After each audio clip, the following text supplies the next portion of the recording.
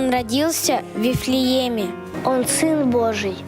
Мама его Богородица. Он крестился в Иордане. К нему присоединилось много людей и апостолы.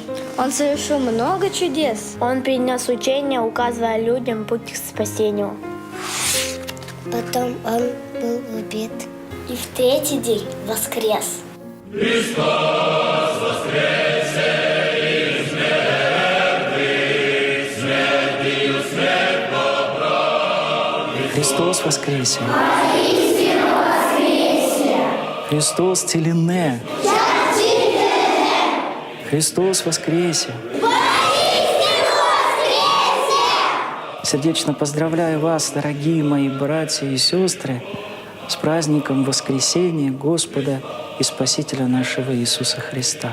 Сегодня мы с вниманием отмечаем великий праздник Пасхи Божией, победы Христа над смертью, и получаем возможность вместе с Ним стать победителем наших грехов, наших трудностей и наследовать Царство Небесное. Смертью смерть